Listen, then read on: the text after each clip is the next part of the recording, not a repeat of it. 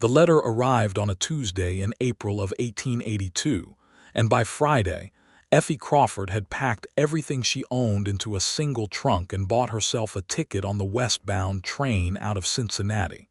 It was not a simple thing she was doing. She understood that. A woman of 24 years, traveling alone across Missouri and Kansas and into the Oklahoma Territory, with nothing but a lawyer's letter folded inside her coat pocket and a determination in her chest that felt more like a fire than a feeling. Her mother had been dead 6 years. Her father, Thomas Crawford, had been dead 3 weeks, and the letter from his attorney, a man named Gerald Holt in the town of Dusty Creek, Oklahoma Territory, informed her that Thomas Crawford had left behind a cattle ranch of considerable size, a debt of modest proportions, and a cowboy named John Hunter who had been managing the operation for the past 4 years in her father's name. Effie had not seen her father since she was 12 years old. That was something she carried the whole train ride, sitting in the women's car with her hands folded in her lap, watching the flat brown land of Kansas spread out beyond the window like a cloth pulled taut. 12 years old. He had ridden west when the marriage dissolved, and her mother had wept, and Effie had stood at the window watching the road until the dust settled and there was nothing left of him. He had written, sometimes, 3 letters in 12 years. She had kept them all. She had also kept the anger which had grown considerably larger than the letters. But here was the thing. Here was the thing that kept her on that train when every reasonable instinct told her to let the lawyers sort it out and sell whatever he had left behind without ever setting eyes on it. The ranch was hers. Thomas Crawford had left it to her specifically, not to creditors, not to the territory, not to this John Hunter who had apparently been living on it and working it all this time. It was hers by blood and by legal document, and Effie Crawford had spent 12 years being left behind, and she was not about to let the one thing her father had finally given her slip through her fingers without a fight. The train pulled into the closest rail stop, a small junction called Porter's Crossing, on a warm Thursday afternoon in late April. From there, Effie hired a wagon driver, a weathered man of about 60 named Pete Carlson, who talked steadily for the entire 2-hour drive to Dusty Creek about the weather, the price of beef, and the relative merits of various saloon owners in the territory. Effie let him talk. She watched the land instead. It was different from Ohio. She had known it would be different, but knowing and seeing were separate things entirely. The sky here was enormous, a flat blue dome that pressed down on the earth like a hand, and the grass rolled out in every direction in long pale waves that caught the afternoon light and turned gold. There were red clay buttes in the distance and scrub oaks, and the air smelled of dust and sage and something dry and ancient that she could not name. It was not beautiful the way paintings were beautiful. It was beautiful the way a fact was beautiful, unarguable, simply there. Crawford Ranch, Pete Carlson said as they turned off the main road onto a packed dirt track. Old Tom Crawford's place. You said you're his daughter. I did, Effie said. Good man, Tom Crawford. Shame about what happened to him. He paused. John Hunter's kept it running, though. You'll meet Hunter. He's a steady sort. I'm sure he is, Effie said, which was not the same as saying she was glad of it. The ranch house came into view around a long curve of cottonwood trees, and Effie was not prepared for the size of it. She had imagined something modest, a homesteader's shack perhaps, something that matched the smallness of the man who had left her behind. Instead, the house was a solid, broad-shouldered structure of weathered timber and limestone, with a long porch running the length of the front and windows that caught the afternoon sun. Beyond it stood a red-painted barn, 2 smaller outbuildings, a corral where 3 horses moved in lazy circles, and beyond that, further than she could fully see, open range where cattle grazed in dark clusters against the pale grass. It was, she thought with an involuntary catch of breath, substantial. It was a real ranch. A man came around from the side of the barn as the wagon pulled up, And Effie's first impression of John Hunter was that he was tall and unhurried and entirely unaware of how striking he looked standing there in the amber afternoon light with his hat pushed back on his head and his hands loose at his sides. He was perhaps 28 or 29, lean through the shoulders in the way that comes from work rather than carelessness, with dark hair that curled slightly at the temples from the sweat of the afternoon, and a face that was weathered and angular and presently wearing an expression of mild, cautious surprise. He looked at the wagon. He looked at Effie. He looked at Pete Carlson. "Pete," he said. "John," Pete said. "Brought you a visitor. Says she's Thomas Crawford's daughter." John Hunter's expression did not change exactly, but something shifted behind it, something careful and considering. His dark eyes moved back to Effie, and he studied her for a moment with the directness of a man who had never seen much point in pretending not to look at a thing. "Miss Crawford," he said. "Mr. Hunter," she said. She climbed down from the wagon before he could offer to help her, which she saw him begin to do and then stop, reading her correctly. She stood in the dust of the yard and looked at the house and the barn and the land beyond, and then she looked at him. "I've come to take possession of my father's ranch," she said. "I have the legal documents if there's any question about it." "There's no question," John Hunter said. He said it without hesitation, without defensiveness, and without the slight bristling she had half expected. "It's your ranch, Miss Crawford, has been since Mr. Crawford passed." She studied him for a moment, trying to find the angle, the resistance, the thing he was not saying. She found nothing except what appeared to be the plain truth. "All right," she said. "Then perhaps you could show me around." John Hunter nodded once, unhurried, as though a woman appearing without warning to claim ownership of the ranch he had been running for 4 years was a perfectly ordinary event. He turned and started toward the house, and Effie followed, and Pete Carlson called after them that he'd collect his fare when it suited them, and settled back on his wagon bench to wait. The house was cleaner than she had expected. That was the first thing she noticed. Not lavishly furnished, not particularly comfortable by Eastern standards, but clean and orderly and carefully maintained. The main room had a stone fireplace, a table with 4 chairs, a bookshelf with a modest collection of titles that surprised her, and windows that were letting in the late afternoon light in long rectangular bars across the plank floor. There was a kitchen at the back, a short hallway leading to 2 bedrooms, and a narrow staircase to an upper room that John Hunter told her had been used for storage. "Your father's room is the larger one," he said, standing in the hallway. "I've been using the smaller one. I'll move my things out as soon as you'd like." "Where would you go?" she asked. "Bunkhouse," he said, gesturing vaguely toward the back of the property. "There's room enough. I'll be more comfortable out there anyway." He said it without any particular feeling, which she found both reassuring and faintly irritating. She was not entirely sure what she had expected from him. Resistance, perhaps. Resentment. Some version of a man who had grown attached to a place and did not intend to give it up easily. Instead, she had a man who seemed constitutionally incapable of making anything into a confrontation. "I'll need to see the ledgers," she said. "The accounts, whatever records you've kept." "Of course," he said. "I'll have them ready in the morning if that suits you. You've had a long trip." She had. She was exhausted in a way that went past her bones and into something deeper. The exhaustion of grief and anger and uncertainty, all pressed together under the surface of a 12-hour train journey and a 2-hour wagon ride. But she was not ready to admit that to this man yet, so she simply nodded and said that the morning would be fine. That first night, lying in her father's bed under a quilt she had never seen before, in a house she had never visited, in a territory she had never imagined herself living in, Effie Crawford stared at the ceiling and listened to the sounds the dark made out here. Crickets and frogs from somewhere near water, the low movement of cattle in the distance, the occasional creak of the house settling. Wind through the cottonwoods, which made a sound entirely unlike any tree she had known in Ohio. She thought about the ranch.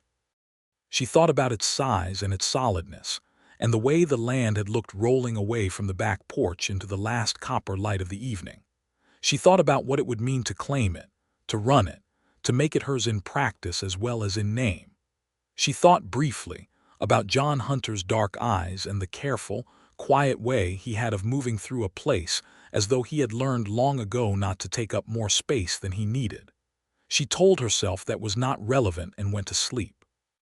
In the morning, John Hunter was up before her. She heard him in the kitchen when she came down at 6:30 and found him at the stove frying eggs and sliced salt pork, with coffee already made and the ledgers stacked neatly on the end of the kitchen table. He looked up when she came in, gave her a brief nod that managed to be polite without being ingratiating, and set a tin mug of coffee in front of the chair at the end of the table nearest the ledgers. She sat down. She opened the top ledger. She started reading while the coffee cooled enough to drink. He set a plate in front of her without comment and sat down at the other end of the table with his own plate and ate with the quiet efficiency of a man who considered breakfast a practical matter rather than a social occasion. She appreciated that more than she expected to. Most men she had known in Cincinnati, the men at her mother's church, the men at the accounting firm where she had worked as a clerk for 3 years, would have filled a silence with themselves. John Hunter seemed to have no need to do that. The ledgers were meticulous. That was what struck her first and forcefully.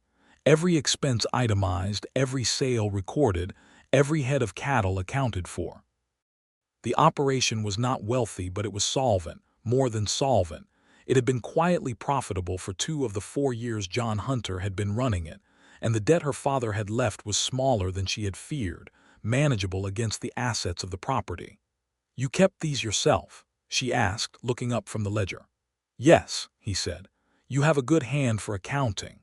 He looked mildly surprised by the observation, as though he had not expected her to notice or to say so. "My mother was a schoolteacher," he said. "She had strong opinions about record-keeping." Effie turned another page. "There's a notation here from 2 years ago. Boundary dispute with a neighbor.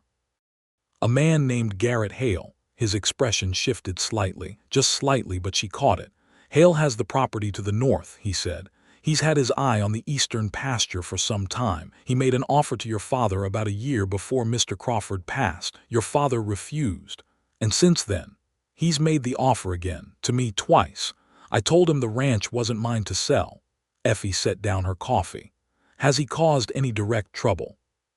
"He moved his fence line 6 feet into your eastern pasture last September. I moved it back. He and I had words about it. It hasn't happened again, but he's not a man who gives up on a thing he wants." She absorbed this. "I'll need to meet with Attorney Holt today in town," she said, "to complete the legal transfer. Is there anything else I should know before I do that?" John Hunter looked at her steadily. He had very direct eyes. She had noticed that twice now. Not aggressive, simply present, as though he believed looking at a person honestly was a basic courtesy. "There's one thing," he said. "Your father made an arrangement with me 4 years ago, not written, just spoken between us.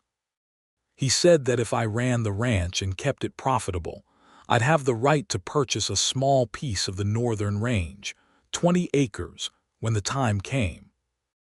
I don't have the money for it yet, but I want you to know about it since it affects the property description." Effie regarded him. She was trying to find the self-interest in the way he said it, the carefully constructed manipulation of a man positioning himself to extract something. She could not find it. He said it the same way he said everything, directly, plainly, as a matter of record. "Was anything put in writing?" she asked. "No." "Then legally I'm not bound by it." "No," he agreed. "You're not." A silence fell between them. Outside, one of the ranch hands, a young man she had seen briefly the evening before, crossed the yard toward the barn. "I'll honor it," she said, "when the time comes and when you have the means. It was an arrangement my father made, and I see no reason to undo it." Something in his expression softened. Not dramatically, not in the way of a man who has gotten what he wanted. More like a man who has been given something unexpected and is not quite sure what to do with the feeling of it. "Thank you," he said. "Don't thank me yet," she said. "I still need to decide what I'm doing with the rest of it." She went to town that morning in the ranch's buckboard wagon, which John Hunter hitched up for her, and which she drove herself, because she had learned to drive a wagon at 16 and saw no reason to require a man to do it for her. She was aware, as she drove down the packed dirt main street of Dusty Creek, of the looks she got. Not hostile looks, mostly curious ones, the way a frontier town looks at anything new, cataloging and assessing and reserving judgment. Dusty Creek was not a large town. There was a general store, a land office, a saloon with a second-floor balcony, a small church of white-painted timber, a livery stable, a hotel that was also a boarding house, and 3 or 4 other establishments whose signs she read as she passed. Gerald Holt's law office was above the general store, accessible by an exterior staircase. Holt himself was a small, neat man in his 50s with round spectacles and ink stains on his fingers, and he received her with the slightly fluttered courtesy of a man who had not quite believed she would actually come. "Miss Crawford," he said, shaking her hand with both of his, "I am genuinely delighted you've made the journey. Your father would be very glad." "Possibly," she said, sitting down across from his desk. "Let's talk about the ranch." The legal transfer took most of the morning.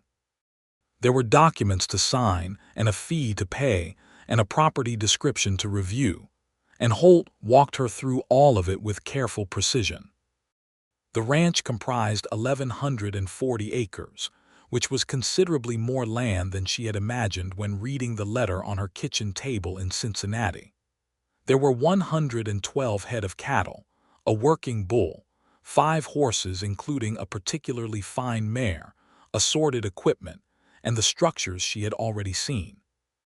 The mortgage that her father had taken out against the property 7 years earlier still had 4 years remaining, but the payments were current.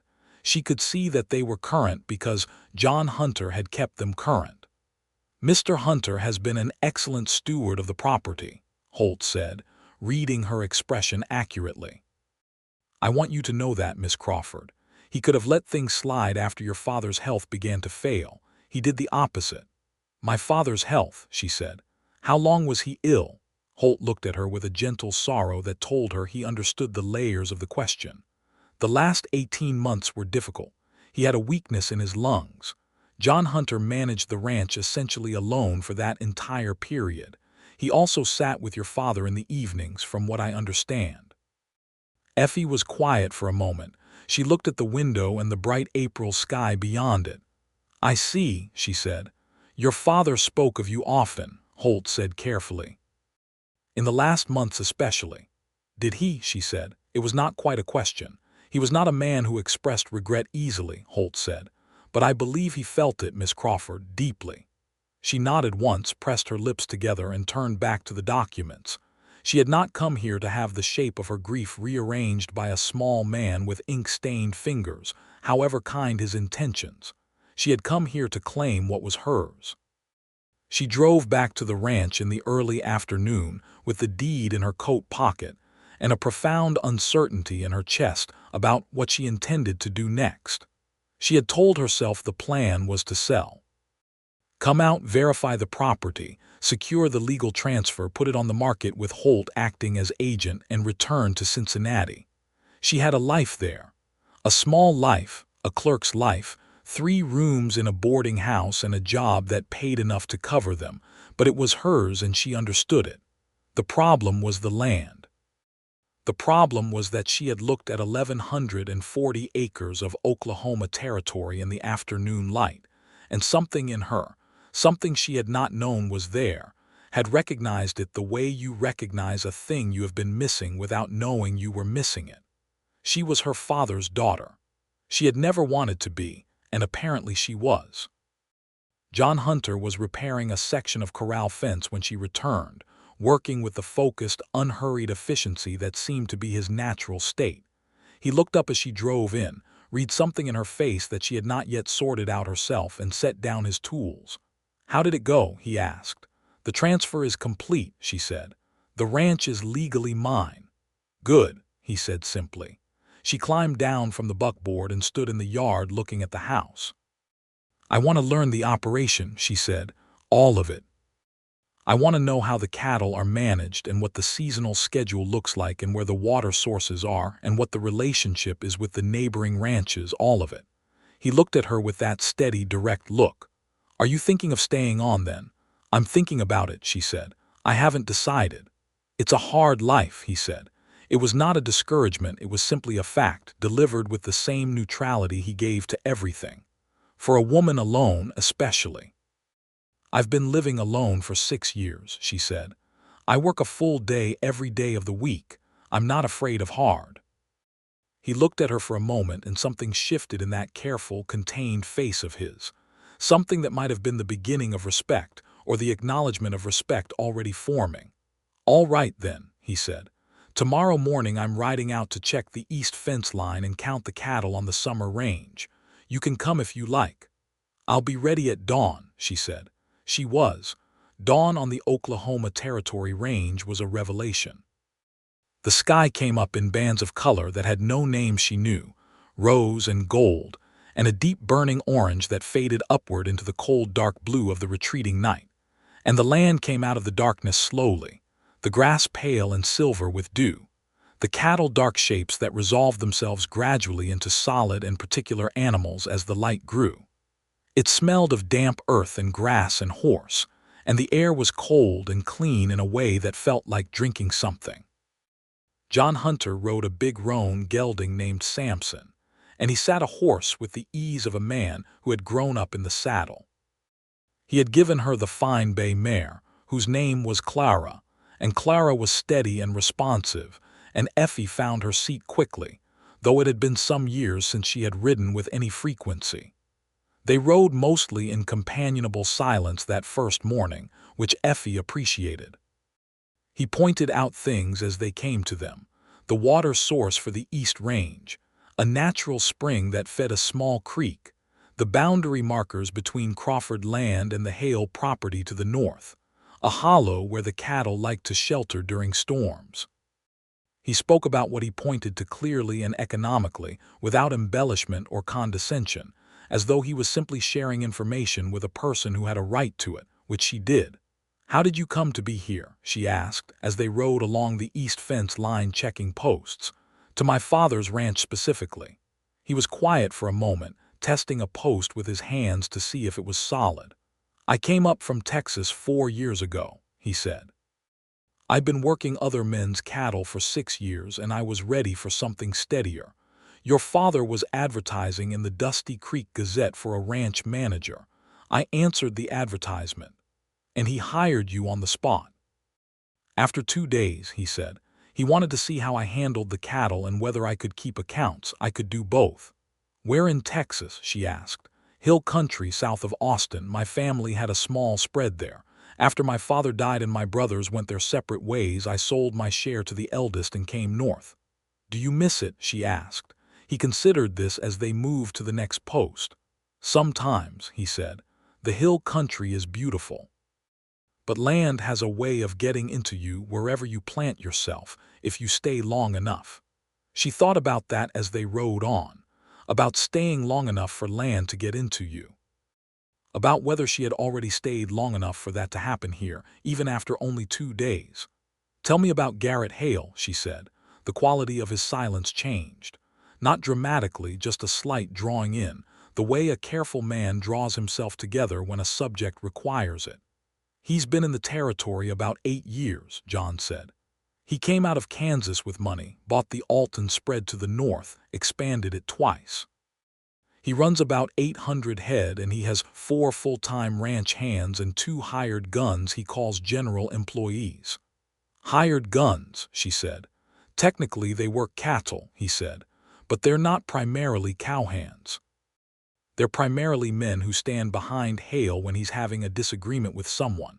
Has he had disagreements with many someones? 2 families sold out to him under circumstances that looked like they had a choice but probably didn't, John said. 1 man filed a complaint with the territorial marshal's office. Nothing came of it. Effie turned this over. And he wants the eastern pasture. He wants more than that, John said. The eastern pasture is the foothold. If he gets it, he can apply pressure on the water rights at the spring. Without that water, the summer range isn't viable. Without the summer range, the herd size has to drop. Eventually, the whole operation becomes marginal. That's a long game, she said. He's a patient man, John said, and he may calculate that a woman arriving alone to take over a ranch she's never seen will be more willing to sell than an established rancher. He'd be wrong about that, in my experience of you so far, but that may be what he's calculating. She looked at him. He was looking ahead down the fence line, not at her, but she saw the corner of his mouth move very slightly. "Is that a compliment, Mr. Hunter?" she asked. "It's an observation, Miss Crawford," he said. She found herself almost smiling, which surprised her. She had not expected to almost smile at anything out here, not on this trip that was born of grief and anger, and a determination that still felt more like grit than anything hopeful. The week that followed was one of the most physically exhausting of Effie Crawford's life. She was in the saddle by dawn most mornings, riding with John Hunter or with the two full-time ranch hands, brothers named Cal and Danny Reeves, who were 26 and 23 respectively, and who treated her with a polite wariness that gradually shifted toward genuine respect as they saw she was not there to observe but to learn. She learned the cattle by sight, or began to. She learned the range. She helped with the fence repairs and with moving a small herd from one pasture to another, and on a difficult Friday afternoon, with getting a cow through a complicated birthing that left her tired and dirty and strangely elated. John Hunter watched all of this without comment and without interference, except when she asked him a direct question, in which case he answered it directly. He was not a hovering man. He did not have the impulse, common enough in men of that era, to manage a woman's experience or to make her feel supervised. He simply went about the work of the ranch with his usual self-contained efficiency and left her to go about her own learning in her own way. But she noticed him. She could not help noticing him. In the evenings, when the work was done and they sat on the front porch in the cooling dark while the frogs started up and the stars came out in their hundreds, she noticed the way he held his coffee cup and the way he looked at the land with a quiet satisfaction that was almost tender. She noticed the books on the shelf in the main room, a Bible, a volume of Longfellow's poems, a well-worn copy of A Natural History of the American Southwest, two novels she recognized from her own reading. She noticed the small, careful ways he tended the place, touching up a loose hinge here, clearing a blocked drainage channel there, as though the ranch were a living thing whose comfort he was responsible for. On the 9th evening of her stay, she came back from washing up in the kitchen to find him reading on the porch, and she sat down in the other chair and picked up her own book without anything being decided about it, and they read in companionable silence until it was too dark to see the pages, and then they sat and watched the dark for a while before she said good night and went inside. She lay in her father's bed and looked at the ceiling and told herself firmly that she was not falling in love with this man. She was simply getting to know a person she needed to know in order to make a decision about this property. That was all. She told herself this with considerable conviction. She was mostly not convinced. Garrett Hale came to the ranch on the 11th day of her stay. She saw the dust of approaching riders from the east pasture where she and Cal Reeves were working, and she rode back to the yard in time to see Hale dismounting from a fine black horse, followed by two men who had the look John had described, men who carried themselves with the deliberate heaviness of people who expected to take up space. Hale himself was a big man in his 50s, broad through the chest and shoulders, with a silver-streaked mustache and the manner of a man who had spent decades getting what he wanted, and had come to regard this as a natural law rather than a fortunate habit. He wore good clothes and a hat that had never been worked in, and when he turned and saw Effie riding in, his expression rearranged itself into something intended to be charming. John Hunter came around from the barn. He had seen the dust too. "Hunter," Hale said, acknowledging him without looking at him. His attention was on Effie as she dismounted. "And you must be Miss Crawford, Thomas's daughter. I heard you'd arrived." "Mr. Hale," she said. He shook her hand with the confidence of a man who assumes handshakes will be offered. "I wanted to come and offer my condolences about your father personally," he said. "Tom Crawford was a neighbor and I respected him." "That's kind of you," she said. "I also wanted to speak with you about the ranch," he said, moving through the condolences with what she considered indecent efficiency. "I have a proposal that I think you'll find very fair indeed. Running a spread like this is a considerable undertaking for a single woman, Miss Crawford, and I imagine your life and connections are in the East. I'd like to offer you a purchase price that would let you go home well provided for." Effie looked at him.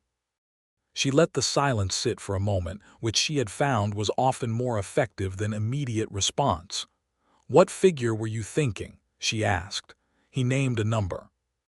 It was not unreasonable, not exactly, but it was below market value for the land and the herd, and she knew it was below market value because she had spent the past week going through the ledgers with the close attention she had given to accounts in Cincinnati. And she had a very clear idea of what 1,140 acres of decent range land with a productive spring and a functioning operation was worth in the Oklahoma Territory in 1882. "That's about 30% below what the property would sell for on the open market," she said pleasantly. Hale's charming expression tightened at the edges. "There are adjustments to be made for the debt against the property," he said. "I've accounted for the debt," she said. "My offer stands. That number is 30% low, Mr. Hale." "Well," he said after a pause, "perhaps we could negotiate." "There's nothing to negotiate," she said. "I'm not selling." The charming expression disappeared entirely. What was underneath it was harder and more calculating and less pleasant, though he managed it quickly and put a reasonable facsimile of the charm back in place. "Miss Crawford," he said, "I don't think you understand the difficulties involved in running this operation. Drought years, beef prices that fluctuate considerably, fence maintenance on 1,100 acres of boundary with only 2 full-time hands. Your father found it a struggle in the best years." "My father was ill," she said. "I am not." Hale looked at her for a moment with a flat appraisal that she returned without flinching. She was aware of John Hunter standing slightly to her left and behind her, not intervening, not positioning himself as a protector, simply present and watchful in the way he had of being present without making it into anything. "Think it over," Hale said, and the friendliness had gone entirely thin now, a veneer over something that was not friendly at all. "Ranch life has a way of being harder than a person expects when they're new to it." "Thank you for the visit," Effie said. He rode out with his 2 men and the dust settled and the yard was quiet again. "He'll try something else," John Hunter said behind her. "I know," she said. "He's moved the fence before. He might do it again. He might try to get to the spring access. He might make trouble at the markets when you're ready to sell the spring cattle." "Then we'll deal with it," she said. She turned around and looked at him. He was watching the direction Hale had ridden with that considering look of his. "You said we," he observed. "Did I?" she said. "You did." She looked back at the house, at the land stretching away behind it in the afternoon light. "I'm staying," she said, and it was the first time she had said it out loud, and saying it made it real in a way the internal deciding had not quite managed. "I'm staying and I'm running this ranch. I'll need you on here in whatever capacity you're willing to stay on in." He turned and looked at her, and his expression was very still and very serious and something else that she was not yet ready to name. "I'm not going anywhere, Miss Crawford," he said. May came in warm and busy, and Effie threw herself into the ranch with the full force of a person who has found a purpose they did not know they were missing. She learned to manage the spring cattle sale, riding into Dusty Creek with John Hunter to negotiate with the buyer from Kansas City, who came through the territory every May, and holding her ground when the buyer tried the usual moves of finding fault with the herd's condition to justify a lower price.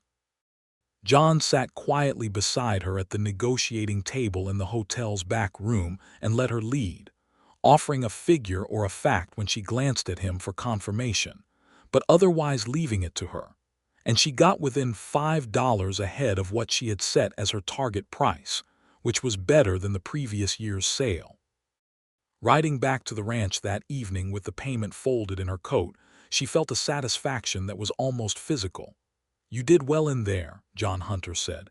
"He was going to take $12 less per head if I hadn't held firm on the quality of the calves," she said. "Yes," he said, "but you read him right. You knew he wanted the quantity more than he was willing to let on." "He kept looking at the number of calves in the tally sheet," she said. "He needed volume for his Kansas City contract." "That's exactly it," John said, and there was something in his voice that she had come to listen for, that quiet warmth that appeared when he was genuinely pleased rather than just polite. They rode for a while in the early evening quiet. The horses settled into an easy walk on the familiar road, the last light making the grass gold on both sides of them. "Can I ask you something personal?" she said. "You can ask," he said. "Have you been happy here? In 4 years of running this ranch, have you actually been happy?" He was quiet for long enough that she thought he might not answer. Then he said, "It's good work and it's honest land. I've been more at peace here than anywhere else I've been." "But happy," she pressed gently. He looked at her, and the evening light was very kind to his face, finding the lines of it and making them honest rather than harsh. "A man alone in a place doesn't always sort out whether what he's feeling is happiness or just the absence of trouble," he said.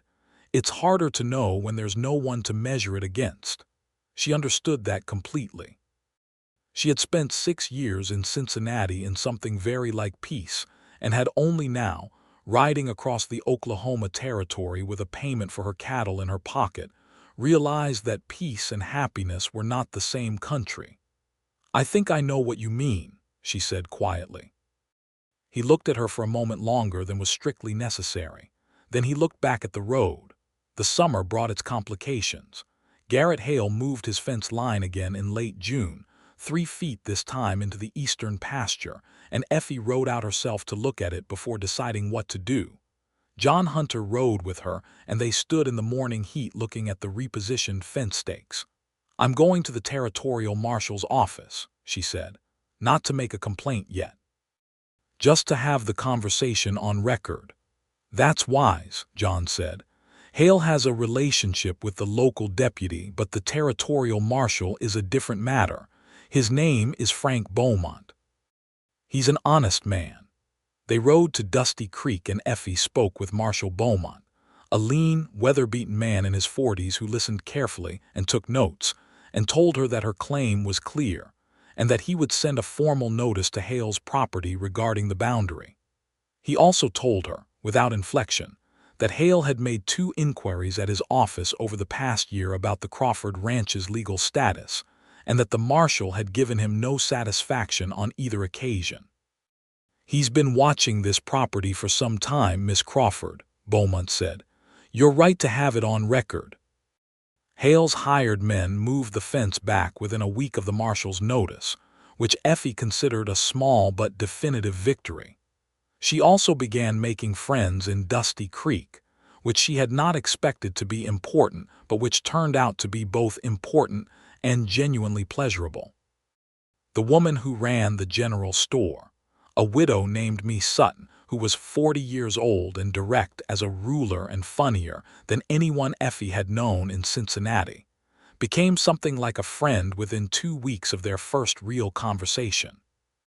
Me knew everything about everyone in Dusty Creek and the surrounding territory, and shared it with the unself-conscious generosity of a person who believes information is a form of hospitality. "John Hunter," me said one afternoon in early July, with the particular tone of a woman who has saved a subject for the right moment, "has turned down more invitations from suitable women in this territory than any unmarried man I have ever known." Effie was examining a bolt of practical blue cotton and did not look up. "Has he?" "He has. Maggie Bourne tried to interest him for the better part of a year. Clara Nichols practically wrote the man a letter. He's been polite to all of them and interested in none of them." "He's a busy man," Effie said. "He's a man who hadn't found the right thing to be interested in," me said pleasantly, and changed the subject to dress fabric with the efficiency of a woman who knows when she has said enough. Effie rode home in the afternoon heat with the blue cotton and a quantity of other practical supplies, and Me's observation sitting in the back of her mind, where she was trying very hard not to examine it. That evening she and John Hunter were repairing the kitchen roof, which had developed a leak, and she was handing him tiles from the ladder while he worked above her, and they were talking about the fall cattle plan, and at one point he leaned down to take a tile from her and their hands were both around it for a moment and neither of them moved to release it. She looked up at him. He was looking down at her. The late evening light was horizontal and golden between them. "John," she said, and it was the first time she had used his given name and they both heard it. "Effie," he said, and it was the first time he had used hers, and his voice was very quiet and very careful. They looked at each other for a long-held moment. Then he took the tile and turned back to the roof, and she stepped back down the ladder and handed up the next one, and neither of them said anything else about it. But something had shifted between them as definitively as weather changing, and they both knew it. She lay in bed that night and did not tell herself she was not falling in love with him, because it had moved considerably past the point where that was a believable thing to tell herself. August was hot and difficult and wonderful. The heat of the Oklahoma summer was unlike anything she had experienced, a dry, pressing weight that sat on the land from mid-morning to well past sunset, and the work of the ranch in August was relentless. She and John and Cal and Danny were up before the heat of the day could settle and worked in the mornings before it became punishing, and the afternoons were for quieter work in the shade of the barn or the house, and the evenings were for the porch and the cooler air that came down from the north as the sun dropped. She wrote to her former employer in Cincinnati to formally resign her position, which she had been putting off for weeks. She wrote the letter on a still, hot evening at the kitchen table while John Hunter sat across from her reading his Longfellow, and she found that writing the letter was easier than she had expected, which told her something she had already mostly known. He looked up when she sealed the envelope. "Done?" he asked. "Done," she said. He looked at her with that warm, quiet look. "Good," he said simply. She nearly said something then. She was close to saying something. But the moment moved through and passed before she could arrange the courage of it, and she took the letter to her room and went to sleep, and lay awake for a while thinking about the particular expression on his face when he said that one word. It was Me Sutton who finally said the obvious thing out loud, because Me Sutton was a woman who believed that life was too short for long dances around self-evident truths. "He's in love with you," Me said, on a Friday morning in late August when Effie had come to town for supplies and had ended up at the back table of Me's store drinking coffee. "I have known John Hunter for 4 years and I have never seen him look at a person the way he looks at you." Effie set down her coffee cup. "Me. I'm telling you as a friend," Me said, "because he's the kind of man who will wait until the sun burns out before he says it first, because he doesn't believe he has the right to assume a woman's feelings." "He's been very respectful," Effie said, which came out more wistful than she intended. "Too respectful," Me said firmly. "Or rather, respectful in the way of a man who doesn't know that you feel the same way." Effie was quiet for a moment. Outside, the main street of Dusty Creek was going about its August Friday business, horses and wagons and the sound of someone hammering somewhere nearby. "I don't know how to begin it," she said. "I'm his employer." "For now," Me said, with the mild reasonableness of a woman making a simple point. Effie drove home that afternoon with Me's words riding beside her, and she had made a decision before the ranch came into view around the cottonwood trees. He was in the barn when she came back, working with Samson, who had been favoring a foreleg slightly, crouched down examining the hoof with careful hands. He looked up when she came in out of the afternoon glare. "Everything all right?" he asked. "Yes," she said. She stood just inside the barn door and looked at him. "John, can I speak with you plainly?" He stood up and gave Samson a pat and turned to face her with that full, steady attention he always gave to things that mattered. "Always," he said. She took a breath. I came out here to claim a ranch and sell it and go back to Cincinnati and go on with a life that was small but mine, she said. I did not come out here to stay. I did not come out here to find that the land could get into me the way you said it does. I did not come out here to find someone who is, without any apparent effort, the most decent person I have encountered in my adult life. He was very still. And I am aware that I am your employer and that there is an imbalance in that, she said, and I don't want you to think I am taking advantage of it. But if I don't say this, I will still be not saying it in 20 years, and that seems like a worse waste, so. She stopped, started again. I have developed considerable feelings for you. I would like to know if that is in any way returned. The silence in the barn was full of the sound of Samson shifting his weight and dust moving in the light through the high window.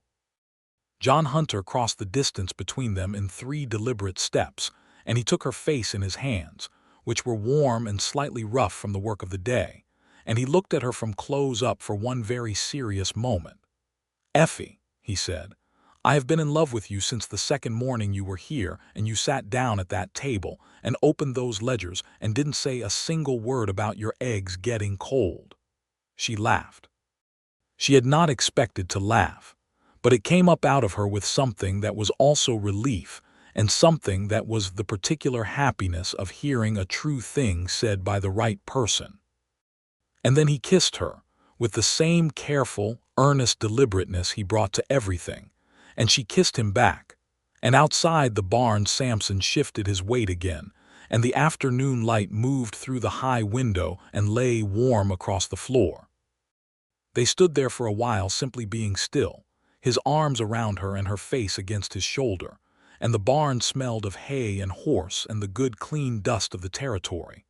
And she thought that she had never in her life felt this particular thing, this sense of being exactly where she was supposed to be, in her body and on the earth and with another person. September came, and with it came the fall cattle drive.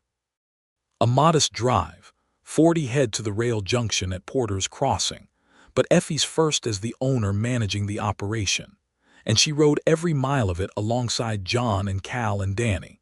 4 days of driving cattle across the golden September grass under skies so blue they looked painted, camping at night with a small fire against the chill that came down off the northern plains after dark.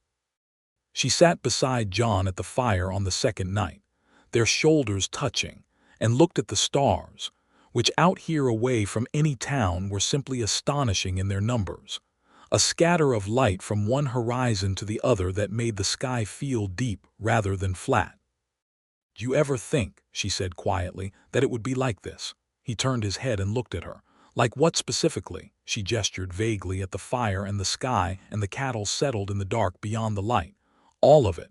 He considered this with his characteristic seriousness. "I thought I would spend my life doing honest work on good land," he said. "I did not think I would be lucky enough to do it with someone worth doing it with." She tucked herself more firmly against his side. He put his arm around her. The fire crackled and the cattle made their low, settled sounds in the dark. "I want to ask you something," he said after a while. "Ask," she said. He was quiet for a moment. She could feel the slight tension in him, the careful gathering of a man who does not say important things carelessly. "When I am able to buy those 20 acres I told you about," he said slowly, "I want to build on them. A house, a small holding of my own. I've been thinking about that for 4 years. "Yes," she said. "I've also been thinking," he said very carefully, "that I would rather build that house with a partner than without one. And I have not had someone I wanted to build with until now." She pulled back just enough to look at him. His face in the firelight was very serious and entirely without performance. "Are you asking me to marry you?" she said. "I am trying to," he said. "I'm discovering it's more difficult to say than I expected." "It's not difficult at all," she said. "Yes." He looked at her with a kind of wondering relief that she found unbearably dear. "Just like that," he said. "John," she said, "I gave up my job and my apartment and moved to the Oklahoma Territory to live on a cattle ranch. I'm not a cautious woman about things that matter." He kissed her then, properly and thoroughly, and somewhere in the dark Cal Reeves made a sound that was either a cough or an attempt to be invisible, and she laughed against John Hunter's mouth, and he did too. They were married in the white-painted church in Dusty Creek on the first Saturday of October, 1882, on a morning when the cottonwoods along the creek had turned gold, and the air had the clear, bright quality of a fall day with no intention of apologizing for itself. Miss Sutton stood up with Effie, wearing a good dress she claimed to have had for years but which looked suspiciously new, and Cal and Danny Reeves stood with John, looking scrubbed and slightly uncomfortable in their best shirts. Gerald Holt sat in the second pew and smiled throughout the ceremony with the expression of a man who considers something to have been properly resolved. Marshall Beaumont was there too, at the back, and a number of other Dusty Creek residents who had taken enough interest in the new woman at the Crawford Ranch over the past 5 months to want to see how this chapter concluded. Effie wore a dress of ivory cotton that she and me had made together over 2 evenings the previous week, simply cut and practical in the way she had come to prefer out here, with a small spray of late September wildflowers in her dark hair that John had picked himself that morning, and presented to her at breakfast without any theatrical ceremony, just setting them on the table beside her coffee and saying they matched her eyes. Which they did not exactly, but which she thought was the most romantic thing anyone had ever said to her. The minister was a young man named Pastor Carroll, who had been in Dusty Creek for barely a year, and who performed the service with a sincerity that was clearly genuine. When he asked John Hunter if he took Effie Crawford to be his wife, John said yes with the quiet certainty of a man who has thought carefully about every word he says and means each of them fully. When he asked Effie if she took John Hunter to be her husband, she said yes and meant it with everything she had. All of the 12 years of absence and the letter from a dead father and the long train ride and the first morning opening those ledgers and the evening on the roof and the second night of the cattle drive and all of it, all the way back and all the way forward. And she felt no particular need to cry, but she felt everything. They walked out of the church into the October sunlight, and Dusty Creek was very beautiful in that moment. Its unpainted storefronts and its packed dirt street and its rough-hewn western ordinariness suddenly luminous because she was happy in it. Miss Sutton embraced her and said something in her ear that made her laugh. Cal and Danny shook John's hand with considerable feeling.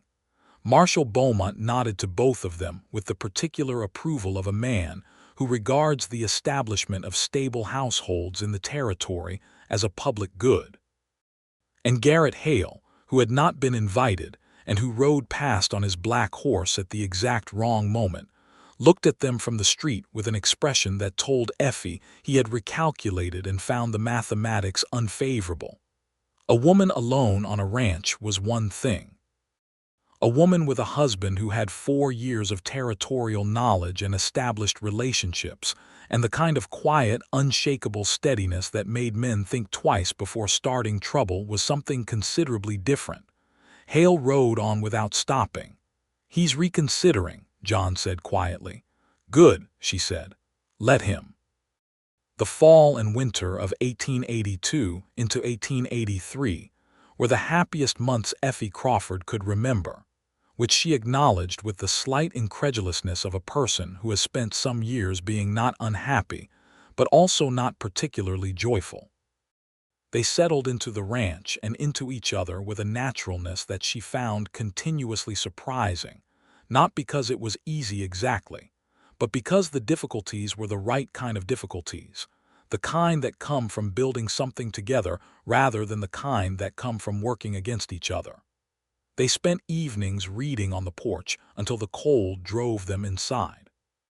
They cooked meals together in the kitchen on Sundays when the ranch hands were off, discovering that John had a skill with biscuits and a complete inability to make gravy that tasted like anything other than paste, and that Effie could make a good stew but regularly forgot about bread until it was too late. They had conversations that lasted past midnight by the fire about everything from cattle prices to whether Longfellow's poems held up on rereading to the political situation in Washington. They disagreed with the comfortable specificity of two people who know each other well enough to argue about actual things.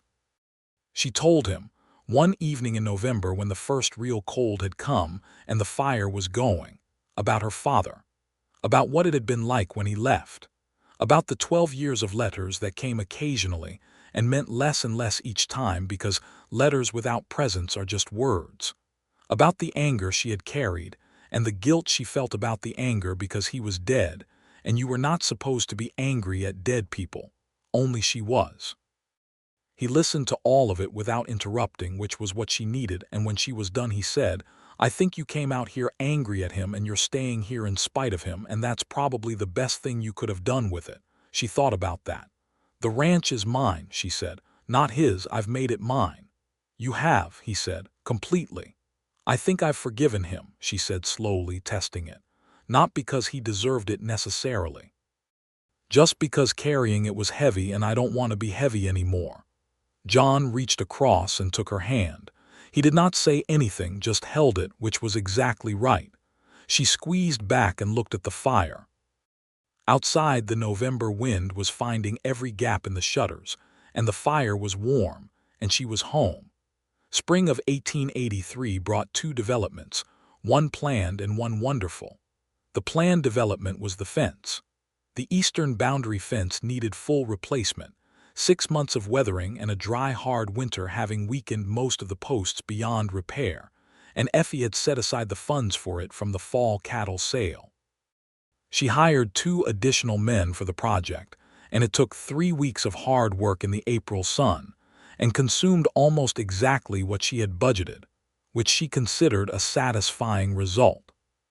The wonderful development she announced to John Hunter on a Tuesday morning in March, standing in the kitchen in the early light, having just confirmed what she had suspected for 2 weeks.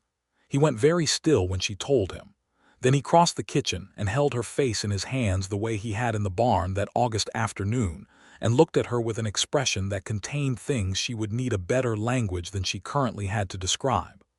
"Are you certain?" he said. "Reasonably," she said. "Effie," he said, and that was all, just her name, but in the way he said it the word held everything. She put her hands over his. "Are you happy?" She asked because she wanted to hear him say it. "I don't have words adequate to what I am," he said. "Happy will do," she said, "for now." "I am the happiest man in the Oklahoma Territory," he said, which she thought was probably true and was certainly the right answer. John Hunter rode into Dusty Creek that afternoon and told me Sutton, who received the news with an extravagance of delight, that Effie was sorry she had not been there to see, and told Cal and Danny Reeves, who responded with the bashful congratulatory warmth of young men who did not know quite what to do with emotion but felt it genuinely, and told Gerald Holt, who shook John's hand with both of his own the same way he had shaken Effie's on her first day in his office. She wrote to no one in Cincinnati because there was no one in Cincinnati who needed to know. That, she thought, was a complete accounting of how thoroughly her life had shifted. She rode in April and into early May, because there was no particular reason not to and because the ranch did not run itself, and John Hunter watched her from the corners of his careful eyes with the slight increased attention of a worried man trying not to be conspicuously worried. And she told him twice that she was perfectly fine, and she was. She thought about her father sometimes when she rode the east fence line, which had been her father's land before it was hers, and she thought about what he had built here, imperfectly, and at the cost of what he had left behind. She had forgiven him as much as she intended to. She had taken what he built and made it better and made it hers, and in the spring she was going to bring a new person into it, and that person would grow up on this land and know it as home the way she was only now beginning to know it as home. That seemed like the best possible answer to the question of what to do with what a flawed and absent father leaves behind. In September of 1883, on a clear fall morning when the cottonwoods were just beginning to turn, Effie and John Hunter's son was born. He arrived in the pre-dawn hours with the assistance of the territory's doctor, a competent man named Dr. Abrams, who had made the ranch his third call that week, and who declared mother and child both healthy with a brisk satisfaction that Effie appreciated enormously. John Hunter held his son for the first time standing at the bedroom window in the early morning light, and Effie, propped up in the bed and exhausted and fiercely awake, watched his face while he looked at the baby and did not have words for what she saw there except that it was the most complete human expression she had ever witnessed on any person. "Thomas," she said. He looked at her. "I thought Thomas," she said, "for his given name, if you think it's right." He looked back at the baby, at Thomas, for a long moment. "I think it's right," he said quietly. "It gives him something to carry forward. And Hunter for his surname," she said, "which it already is, and me for his second name if that's allowed for a boy, since me Sutton has been more family to me out here than anyone, but perhaps that's odd." "Thomas me Hunter is quite a name," John said, with a warmth in his voice that was also very slightly amused. "Thomas James Hunter," she revised. "James for your father." He turned and looked at her with the full force of that expression he had, the one that meant he felt something so specifically and so deeply that words were imprecise. "Thomas James Hunter," he said. "Yes, that's exactly right." Miss Sutton arrived by mid-morning, having heard from Cal Reeves, who had ridden to town at first light, and she held the baby with the expert comfort of a woman who had held many babies, and cried without any self-consciousness, and told Effie she had done wonderfully, and told John Hunter that he had better treat these two well or she would have strong words for him, and John said that he was aware, and she laughed and handed the baby back. Thomas James Hunter was a solid and determined baby, which Effie found entirely appropriate. He had John's dark hair and what appeared to be her own stubbornness, a combination she considered extremely promising. He slept in a cradle that John had built in the evenings over the preceding month, with the same careful, unhurried attention he gave to everything. A solid piece of work in oak with gentle runners that he had smoothed until there was no roughness anywhere. She lay in her father's bed, her bed now, and listened to the sounds of the ranch, the cattle and the wind and the cottonwoods, and she thought about the morning 15 months ago when she had arrived on Pete Carlson's wagon with a letter in her pocket and an anger in her chest and no intention of staying. She thought about John Hunter coming around the side of the barn in the afternoon light, tall and unhurried and entirely himself. She thought about all the various accidents and intentions that had brought her here, to this room, with this baby and this man downstairs making coffee in the kitchen the way he did every morning of their life together, and she thought that if her father had done nothing else right in his life, he had at least left her this. The 20 acres of northern range came through in the winter of 1884. John Hunter had been carefully saving his wages and his share of the partnership income that Effie had restructured the ranch into the previous fall.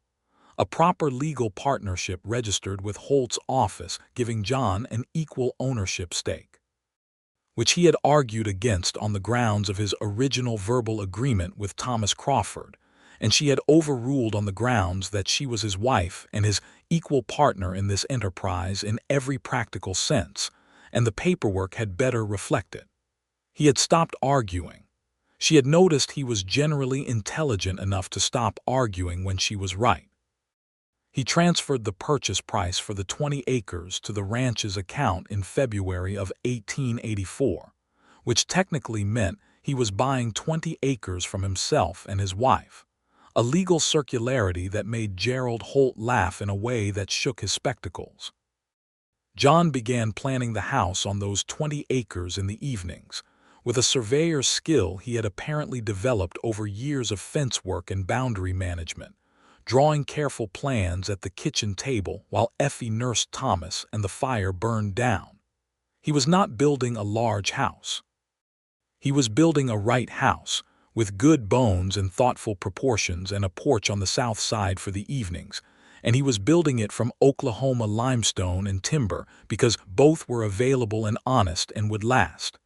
It was not intended as a separate residence from the ranch house. They had talked about this at length, and with the frank practicality that was the signature of their conversations. The ranch house was home. The house on the North 20 was a second structure, a place that could eventually house additional hands or be used for storage, or be expanded into a family home if the family grew beyond what the main house comfortably held. The family grew beyond what the main house comfortably held. In the summer of 1885, Effie told John Hunter that Thomas was going to have a sibling. On a July evening on the porch while they were watching the last light leave the sky, and Thomas, who was now a sturdy 1-year-old with strong opinions about his food, was asleep inside. John's response was essentially the same as the first time. He went still, then crossed to her, then looked at her with that complete expression and said her name in the way that contained everything. "You keep doing that," she said, smiling. "Doing what?" "Going still and then coming to me and saying my name like it solves something." He considered this. "Does it bother you?" "No," she said. "I've come to rely on it." He sat down beside her and put his arm around her, and she leaned into him. The last light was going, the stars coming up, the frogs starting in the creek below the cottonwoods. "Do you want to know something?" he said. "Always," she said. "When I rode out to get Pete Carlson's fare on the day you arrived," he said, "I had already decided I was going to leave. When the new owner came and got established, I was going to move on." She pulled back and looked at him. "You were going to leave?" "I thought it would be cleaner," he said. "The ranch had been my life for 4 years. Staying on under new ownership felt complicated." "And," she said, "and then you got down from that wagon," he said, "and you looked at the house, and then you looked at me, and I thought, she is going to fight for this place. She is going to love this place, and I knew I could not leave it while she was in it." She looked at him for a long, quiet moment. "That is the most romantic thing you have ever said to me," she said. "Don't tell me," he said with great seriousness. "She'll never let me hear the end of it." She laughed and turned back to the stars and settled herself more firmly against him. And outside, the frogs sang their full-throated chorus into the warm July dark. And the baby slept inside, and the ranch lay quiet around them in every direction, all 1,140 acres of it, plus 20. Garrett Hale made one final approach to the Crawford Hunter Ranch in the fall of 1885, coming not himself this time but through a lawyer, a slick man from Oklahoma City, who sent a letter through Gerald Holt's office with a formal purchase offer that was, this time, actually close to fair market value. Effie read it at the kitchen table on a Tuesday morning and passed it to John without comment. He read it and set it down. "No," he said. She took the letter back and wrote the response herself in her clear accounting clerk hand. "The Crawford Hunter Ranch is not for sale and will not be, now or in the future." She signed it with both their names and sent it back through Holt. There was no further communication from Garrett Hale. He sold his own operation 3 years later and moved to Kansas City, and the property to the north of the Crawford Hunter Ranch was purchased by a family named Ordega who ran cattle and kept to themselves and were good neighbors. Their daughter was born in January of 1886, arriving in the cold of a January night with the same determined efficiency as her brother, and they named her Clara, which was the name of the bay mare who had carried Effie on that first dawn ride when the land had first gotten properly into her.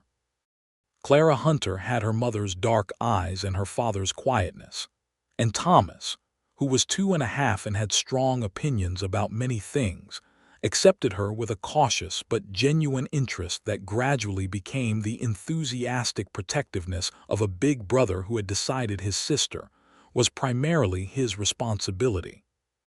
John Hunter built the north house that spring, mostly on Sundays and on long summer evenings, with help from Cal and Danny Reeves, who had stayed on at the ranch through all of it, and who were, by this point, more like family than employees. He built it well, and he built it as he had planned it, with good limestone walls and a solid roof, and a porch on the south side where the evening light came in long and golden. He did not rush it, and he did not cut corners. And by August of 1886 it was finished and stood on its north 20 acres like a thing that had been there always, honest and proportioned and right. He took Effie to see it on the August evening when the last work was done, riding out in the last light while Miss Sutton stayed with the children at the ranch house. He had not told her it was finished. He had just said, "Come ride with me." She stood in the open doorway of the north house and looked at the stone walls and the solid floors and the south porch, and the evening light coming through the west window, and she thought about all the houses she had ever lived in, and none of them had felt like this. None of them had felt like a thing that had been built with intention for a specific future. "It's beautiful," she said. "It's ours," he said, standing just behind her. "Whatever we want to do with it." She turned and looked at him. He was watching her with that expression she had known for nearly 4 years now, the one that was always present and always warm and always exactly John Hunter, the same from the first morning she had seen it to this August evening with the light going gold around them. She said, "I am so grateful I got on that train." He looked at her for a moment. Then he said, "I am so grateful Pete Carlson drives a reliable wagon." She stepped forward and kissed him, there in the doorway of the north house that he had built on 20 acres that had been his by a spoken promise, and had been honored because she was the kind of woman who kept spoken promises that were not even hers. And the evening light came through the west window and lay warm on the limestone floor, and somewhere behind them in the direction of the ranch house, Thomas and Clara were with Miss Sutton learning, probably, Me's exact opinions about everyone in Dusty Creek, and the cattle grazed in the last light on the summer range, and the spring in the east pasture ran clear, and the fence line held. Everything held.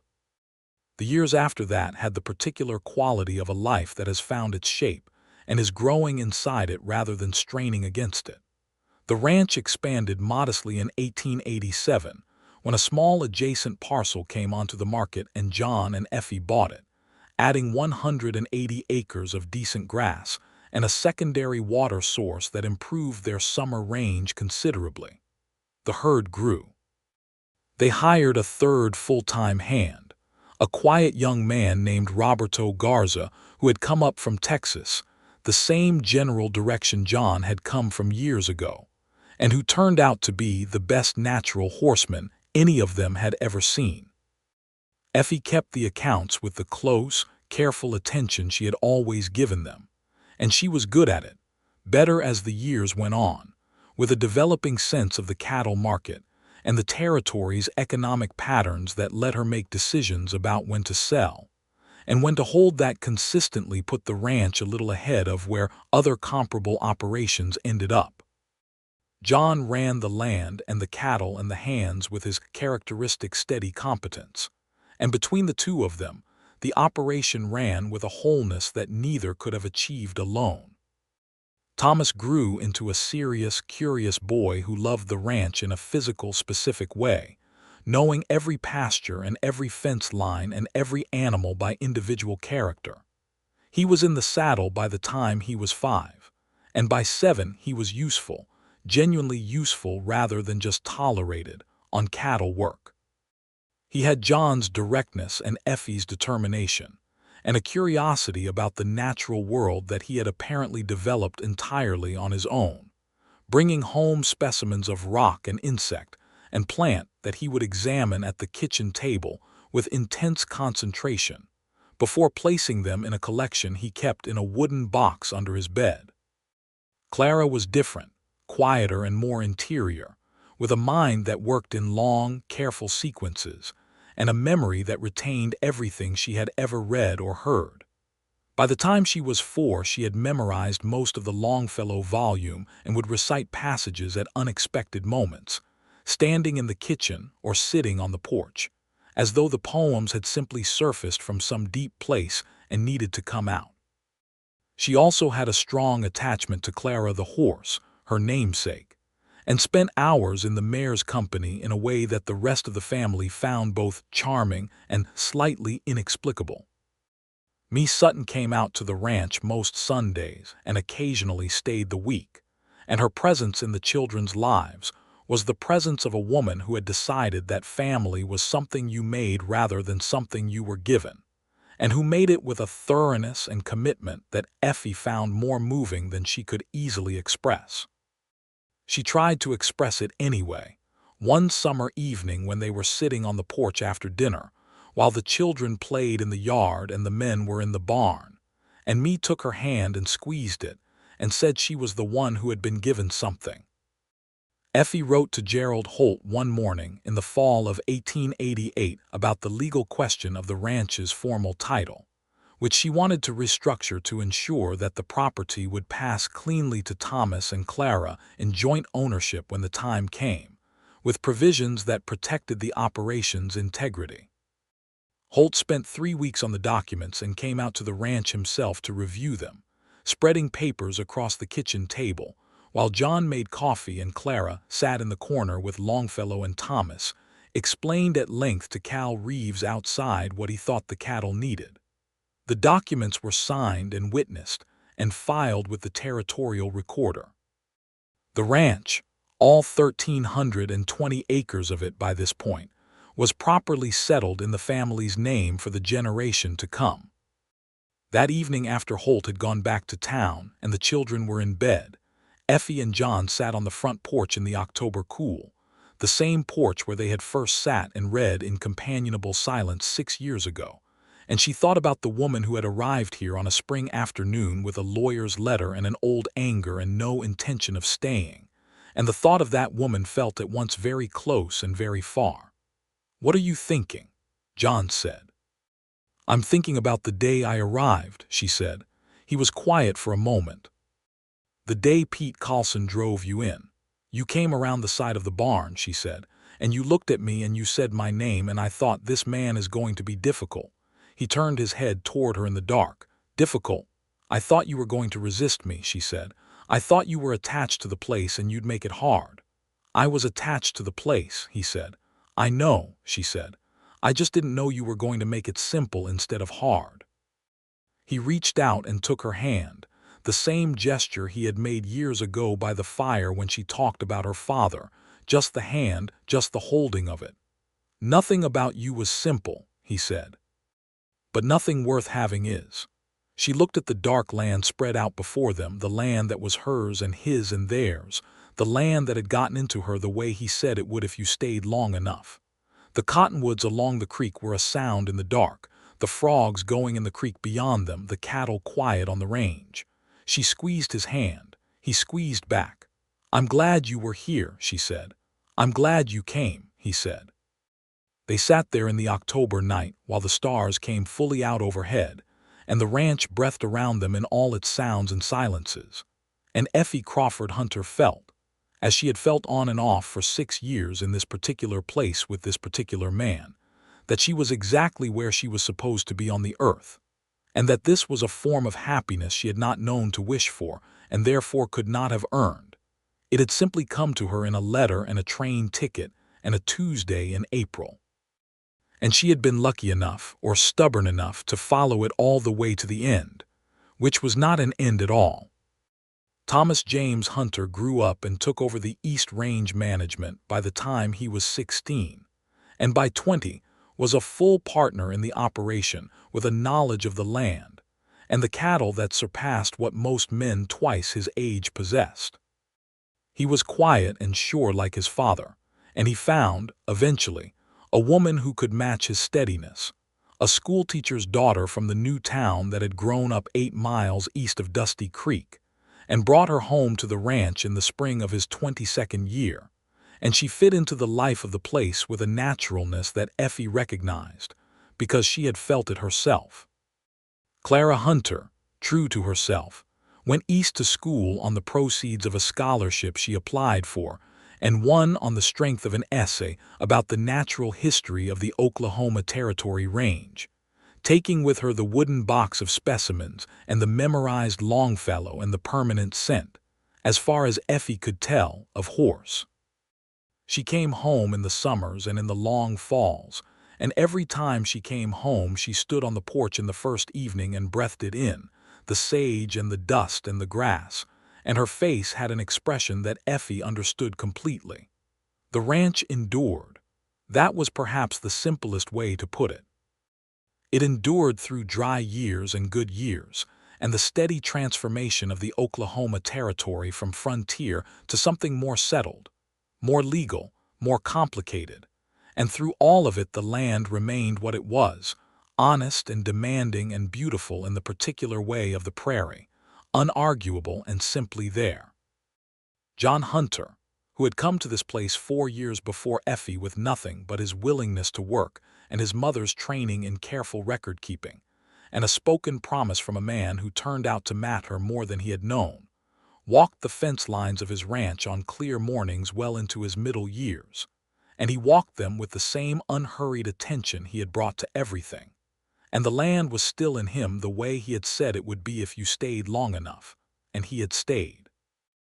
And Effie Crawford Hunter, who had come to the territory on a Tuesday in April of 1882 to claim what a dead father had left behind, who had arrived with an anger and a determination and a trunk with everything she owned in it, stood on the front porch of the ranch house on a September evening in 1891, 9 years after that first arrival, and watched the light go gold on the grass of the eastern pasture, and held a cup of coffee that was cooling because she kept forgetting to drink it, and listened to the sounds of her family inside the house behind her, John's voice and Thomas's voice, and the sounds of Clara moving through the kitchen, and the particular sound the cottonwoods made in the evening breeze, which was unlike any other sound in the world.